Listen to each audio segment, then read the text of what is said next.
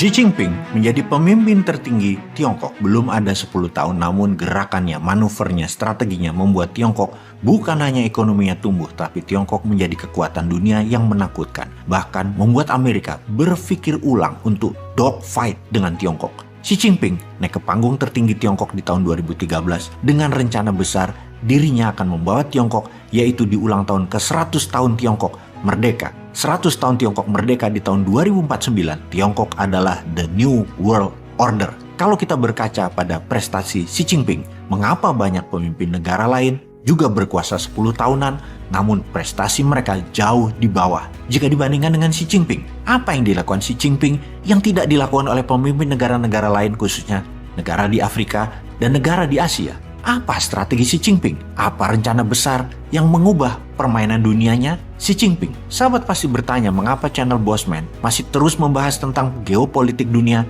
geostrategi, geoekonomi, dan sekarang akan ditambah dengan geoteknologi. Sebuah terminologi baru, geoteknologi. Menjawab mengapa channel ini membahas geopolitik dunia adalah untuk menjadi bahan bakar, menambah pengetahuan sahabat muda semua akan informasi terkini. Informasi ini untuk siapapun generasi muda yang akan mengendalikan negara ini, mau dibawa kemana oleh kalian, silahkan saja. Namun pastikan Indonesia menyusul Tiongkok di tahun 2045 sebagai negara nomor 1 di dunia dan menjadi pengendali kesejahteraan umat manusia. Banyak pelajaran terus dibagi, seperti pelajaran memimpin dunia misalnya, ala Donald Trump, yang walaupun terlihat asshole, namun bagi Amerika sesungguhnya dia patriotik nasionalis sejati. Begitu juga pemimpin dunia yang melawan hegemoni Amerika dan sekutunya seperti Erdogan, Putin, Xi Jinping, dengan ciri kepemimpinan yang otoriter, keras, dan berani bermain aktif di dunia sebagai global player. Inilah yang akan kita ajarkan kepada generasi milenial dan generasi zilenial yang saat ini masih dikerjain oleh generasi di atasnya, terutama di bidang politik, yang seakan Indonesia ini hanya menjadi milik orang tua-tua di panggung politik, seakan mereka tidak tergantikan dan maha benar, dan anak muda hanya boleh memilih yang ada di panggung etalase desain dari mereka, tidak boleh ada yang lain. Channel ini akan membawa sisi lain dari informasi terkini tentang dunia agar menjadi ilmu bagi sahabat muda memimpin bangsa ini ke depan. Kita mulai dengan sejarah Xi Jinping, diawali dengan memahami dua orang besar pemimpin Tiongkok sebelum Xi Jinping dan bagaimana Xi Jinping rise to power yang menjadikan dirinya pemimpin tertinggi Tiongkok seumur hidup. Pondasi negara Tiongkok dibangun dengan tangan besi oleh Mao Zedong yang dilanjutkan oleh the greatest reformer Deng Xiaoping. Tanpa Deng Xiaoping, Tiongkok masih menjadi negara mediocre dengan GDP mungkin sekitar 4 ribuan dolar per kapita saat ini. Deng meletakkan dasar ekonomi Tiongkok di tahun 1978 dan puncaknya di 1989 dengan double standard currency yang sangat fenomenal. Karena pondasi Deng Xiaoping tersebut saat ini di Tiongkok ada 1.500 bilioner atau dalam rupiah kekayaan mereka di atas 15 triliun dan ada 960 ribu orang milioner atau dalam kekayaan rupiah nilai mereka di atas 15 miliar. Hebatnya lagi, 30% para bilioner dan milioner itu terjadi dalam kurun waktu 10 tahun terakhir di era Xi Jinping, yang artinya strategi ekonomi jangka panjang Tiongkok dari tahun 1978 hingga saat ini relevan dan nyambung. Wis, kalau ada info begini, ora usah dibanding-bandingke, jangan disaing-saingi, yo mesti kalah. Wis, kita harus tetap fokus pada pelajarannya dan hikmahnya dari apa Bapak Reformasi Pembangunan Ekonomi Tiongkok Deng Xiaoping lakukan. Pertama adalah diplomasi luar negeri Deng lakukan ke Amerika. Bagaimana Deng meyakinkan Amerika bahwa Tiongkok adalah bangsa pekerja keras dan segala peraturan perusahaan Amerika dan Eropa yang membutuhkan tenaga kerja murah dan rajin, pindahkan pabriknya ke Tiongkok. Bahan baku masuk ke Tiongkok 0% pajaknya dan kemudahan pajak lainnya. Pokoknya bikin rakyat Tiongkok ada lapangan kerja.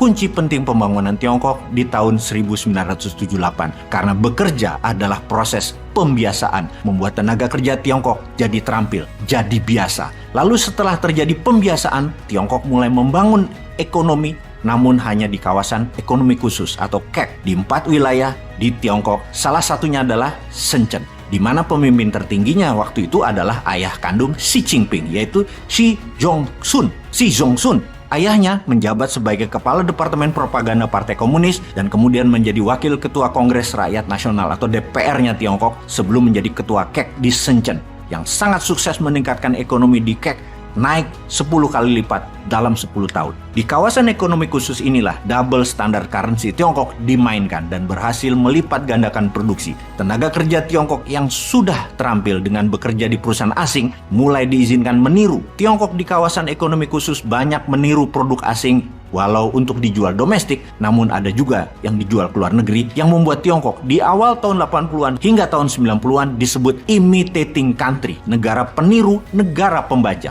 Di tahun 2000-an awal, Tiongkok mengubah dirinya dari imitating country menjadi innovating country. Masa setelah Deng Xiaoping sebelum Xi Jinping adalah masa pembangunan kekuatan domestik dan mulai menjadikan Tiongkok sebagai manufacturing country of the world, negara penghasil bahan produksi untuk dunia. Kemudian Xi Jinping naik ke tampuk pemerintahan, di mana sebelumnya sejak tahun 2003 kesadaran internasional Tiongkok muncul dengan menyadari sebuah lokasi sangat strategis bernama Selat Malaka. Presiden Tiongkok tahun 2003 kala itu adalah Hu Jintao menyebut dengan istilah Malaka Dilema. Dilema Selat Malaka adalah istilah untuk mendeskripsikan ketergantungan Tiongkok atas Selat Malaka sebagai jalur masuk utama pasokan energi minyak dan barang produksinya. Karena itu, Selat Malaka digarap serius. Harus bisa terus aman untuk Tiongkok pakai sepanjang zaman dengan melakukan lobi politik dan kendali politik di kawasan Selat Malaka yang ada 3 negara di sana, yaitu Indonesia, Malaysia, dan Singapura. Di mana di Malaysia di zaman Najib Razak, di awal jabatannya tahun 2009 hingga digulingkan tahun 2018, Razak adalah pemimpin Malaysia yang sangat pro Tiongkok dengan kekayaan yang luar biasa dimilikinya, yang diperolehnya selama menjabat, yang diduga didapat dari hubungannya dengan proyek-proyek Tiongkok. Karena itu, Selat Malaka dikuasai Tiongkok dengan aman. Namun, dari sisi Indonesia, untung Indonesia sampai saat ini tetap tidak terpengaruh dengan rencana Tiongkok dan Selat Malaka tetap seperti sedia kala. Sambil kita tanya dalam hati, gitu ya, emang sudah dapat